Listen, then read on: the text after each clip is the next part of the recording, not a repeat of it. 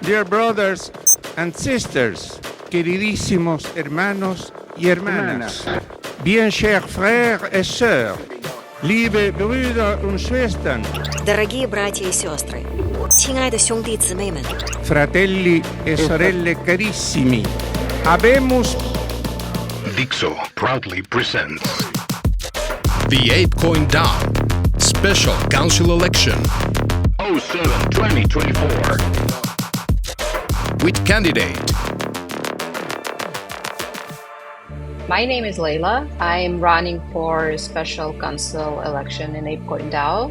I'm a marketer with 15 years of experience. I started in fashion industry, and then my expertise developed through different verticals such as IT, gaming, fashion, consumer goods, advertising agencies, and others. During all my journeys, I was trying to empower creators, and that's why I actually chose marketing as my passion, content marketing. So I built strategies around visual content. My last endeavor was within the gaming company, a billion-dollar gaming company, where I was actually building Web3 division. And also I was pitching Web3 to Web2 enterprises during the bear market, which is very hard to do, but even though they've heard me. And I'm in crypto since 2017, when I started to mine Ripple for some reason and Myetic, and trade on Binance when Binance was only like 3 months. And I was just fascinated that I can actually own something. I'm a geek.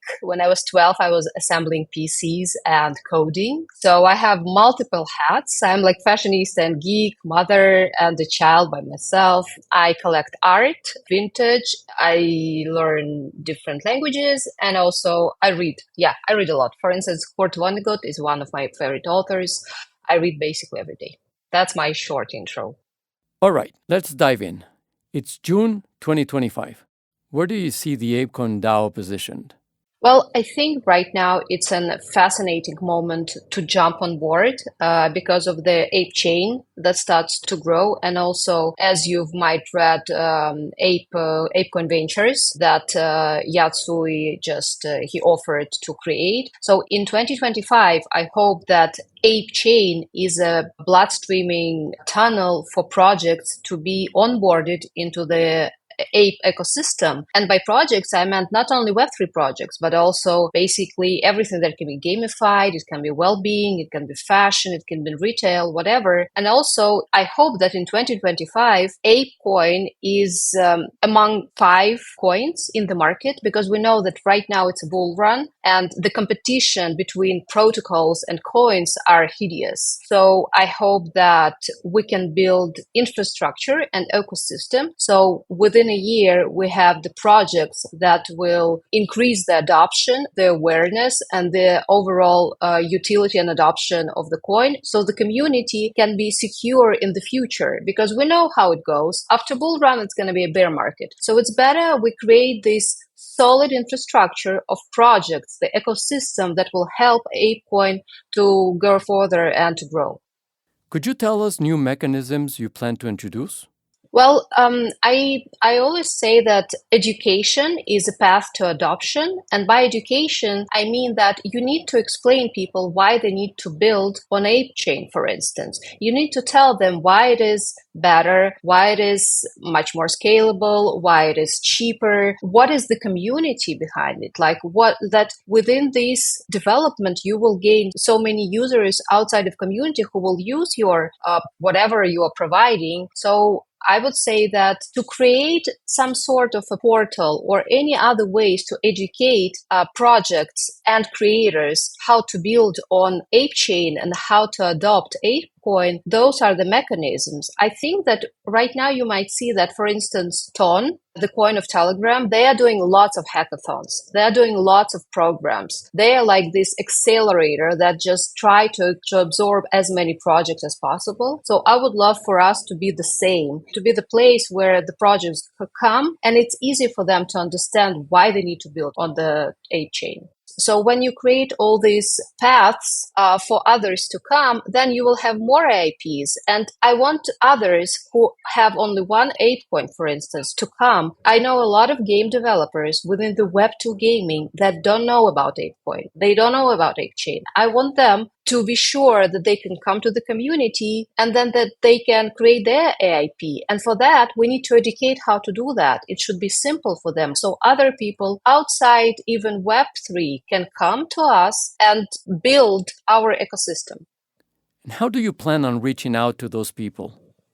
Well, basically, I have a network. I'm lucky enough, I worked in 6 different verticals. As I said, my last endeavor was within the gaming. So I was actually working as a product development manager a lot. I know how to develop products. I work with game developers. That's my one point. Another point, what I can see, that it's the same thing that I've seen within the different verticals. For instance, protocols, they go to Web3 events only, but there are other events within the other industries where you can find these people, because Web2 companies, they don't go to Web3 conferences. So you need to find these places where you can find those people from other spaces, and it should be outside of Web3. And I said I had an extensive experience in that because I was all my life as a marketer trying to find B2C, B2B, doesn't matter, audience for different projects and just build these bridges over Web2 to Web3, fashion to retail, from retail to automotive. And also, as I said, hackathons and things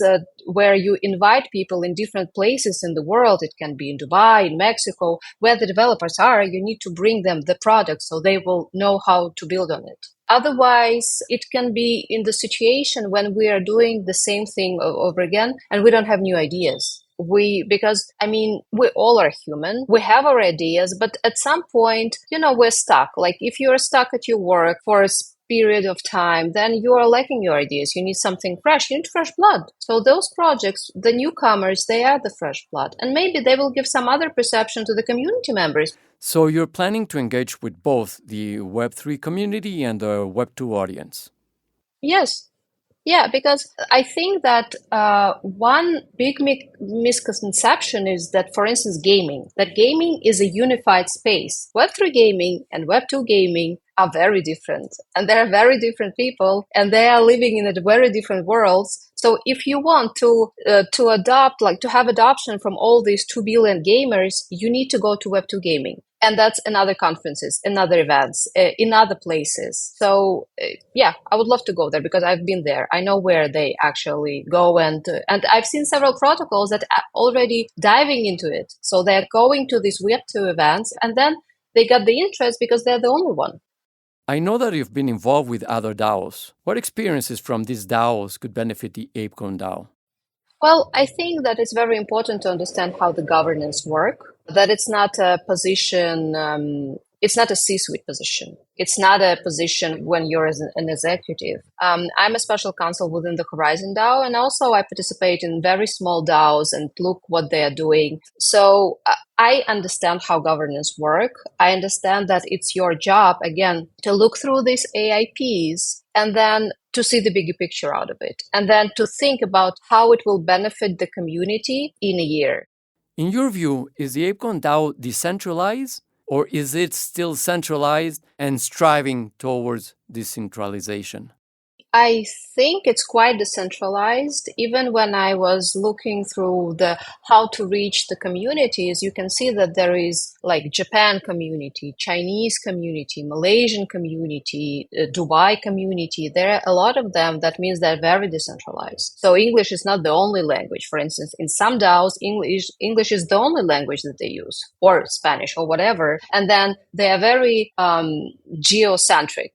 Let's say we're in Latin America. I can see that ApeCoin is very decentralized. Of course, it is not saying centralized, but at some point, because you need these points of connections. We have a discourse where everybody sits. We have X wherever it sits. So, of course, we have voters who has more votes than others, whales. Everybody has them. Is it a centralization? No, it's not, because it's not a one person. You still have a vote. So it's decentralized. A lot of my friends who are not within the Web3, they don't even understand how it works, because for them, if they, for instance, let's say they have a share of Coca-Cola, they have no vote whatsoever. Like that, they cannot not even give an IP. They cannot say anything. Like if the Coca-Cola decides tomorrow that the bottle is going to be, I don't know, green, well, either you like it or not, who cares, right? So for them, if you will look from the perspective of Web2, it's completely decentralized. It's even chaotic decentralized. Then if you will be picky, as many people within Web3, then of course you can find pieces of centralizations here and there.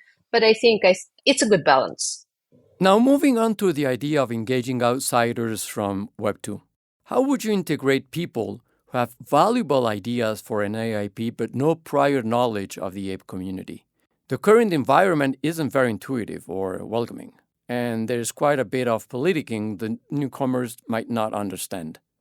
Yeah, that's why I said that I think that education will help with that. When people will, like, let's say you're an outsider. It doesn't matter. If you're an outsider and you know that you need to buy one ApeCoin to at least just come with your proposal to the community, and you don't know anyone, but you understand how the procedures works, I don't think you need to dive deep into the politics, to be honest. But the community should decide if there is any value for the community and for DAO and for the ecosystem in the future. Because even if you pass the one outsider's proposal, it doesn't mean that you have to live with them for like 100 years. They may create their game, let's say, and then if it's with healthy economy, everybody is happy, you can move on, you can go, the community is the community, and then if they would love to stay, they can stay. But I mean, but you need to be at least it should be welcoming. So right now it's maybe not welcoming, but I would love to be it more welcomed, and newcomers come and give their ideas and contribute. Okay. Inclusivity, transparency, and accountability are often emphasized within this DAO. How would you address these issues? Well, I mean, I can speak only for myself. In terms of accountability, I cannot make somebody accountable for his or her actions. I can say that if my candidacy about, let's say, education, I will work on that. I am accountable. I always say that my DM is open. You can send me a message and ask me a question, and I will tell you why this or that decision was done. Regarding the transparency, again, if you're coming from the Web2 world, it's very transparent. You can open the snapshot and see everybody's vote. Who is voting for what? Like, this is very, like, it's not like people are telling that they're going to vote and then they're not voting, because you weren't going to see it if it's a lie. So I know that there are some discussions regarding how legal team evaluate the IP. But that's just, we all know that in Web3 world, it's very tricky. And I think that legal team as a foundation team they are accountable for the actions. And maybe sometimes their actions, it looked like they're harming something, but they are there to protect us. Because we see what is happening in states, we know what is happening in different geographies. We don't want somebody from our community to be questioned or something that we just passed harm this legacy that was built within the 3 years. So I'm not sure how lawyers can be more transparent. I don't think they are transparent. It's their job. Never. So I'm not sure we can do something about it. And what about inclusivity? Inclusivity, I think it's a very important topic. But I think it's the same as welcoming outsiders. I mean, right now it does look a bit more mannish than female-ish, I guess. So I was a bit intimidated coming, but I was like, well, okay, I'll do that. I know that a lot of developers, they have their special needs. For instance, my son, he is autistic. It would be great that if the community will welcome everyone. So that's why I say that we need some sort of maybe a platform or something that can just tell what the rules are so everybody can understand. The good thing about Web3 is that you can put on the avatar. If you don't want to be shouted at or you don't want to be be like seen or something. So you can have your space, but we need to show, I guess, more that we are willing to open our community for them. We know that bike is kind of club, so it is, and I think it is positioned as a club, but you still can be a club, but be inclusive. I would say that it's inclusive in terms of anyone who own something like bike or mic or whatever is a part of it. But right now we are bigger because we have ApeCoin. So we need to shift that into that anyone who has even one ApeCoin is welcome, because it's an ApeCoin community and ApeCoin DAO. So I think we need to work on that. So everyone, I had several friends who had ApeCoin for 3 years and they didn't know that there is a DAO even. They don't know about it. Like, they bought ApeCoin in some exchanges and they didn't know that they can actually go and talk with someone. We need to educate about them. Now, there's this elephant in the room that you touched like a little bit on the tip. You know, the few large whales who can make every decision with their voting power. What strategies would you employ to ensure that the voices of smaller stakeholders are as influential as those of the largest in decision-making processes?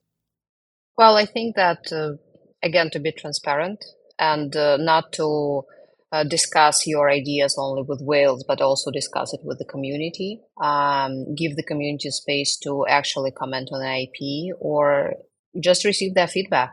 That's the only way. I really love what Mocha is adding into ApeCoin, because I think that as they are a whale, but they are a whale who are voting within themselves. I really love it. I think that, like, for instance, we cannot consider them as a whale because it's a community. And maybe if we will have, like, not whales, but people can connect in small DAOs. And I see that in ApeCoin as well. Like there is like these small DAOs within the DAO. It's like a node system. It's completely blockchainish, I think. But again, I can only just be 100% transparent with the community and make sure that I discuss and talk with them about something I'm doing as much as I do with whales. I don't actually, to be honest, I don't even know a lot of them. I've seen their wallets. Yeah, but I mean, right now I'm super newbie. I'm just talking with everyone. I'm just sending it everywhere, like to the Twitter, X, whatever. I speak with different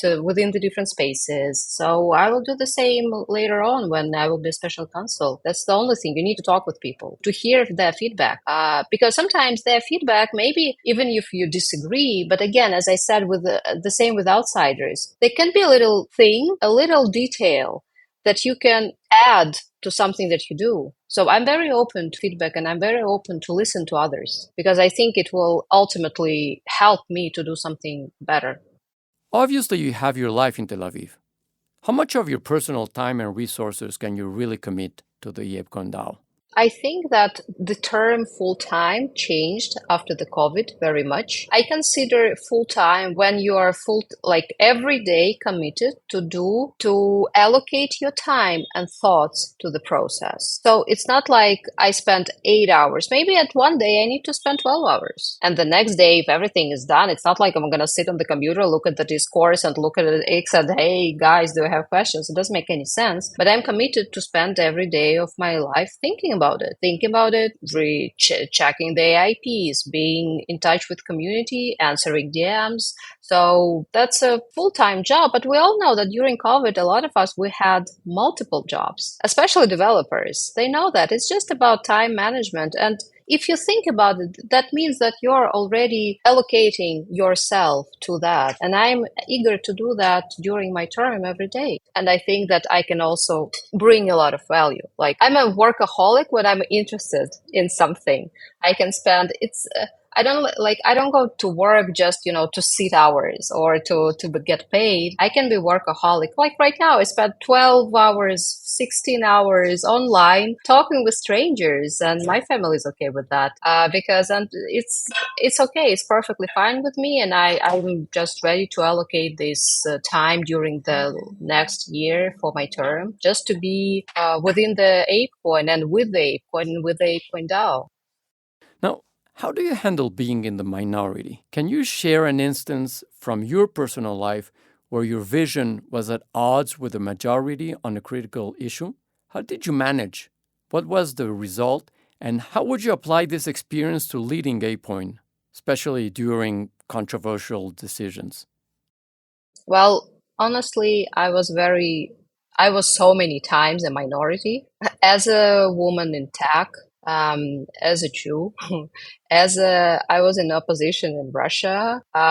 A lot of things. My son, I'm a proud mom of transgender.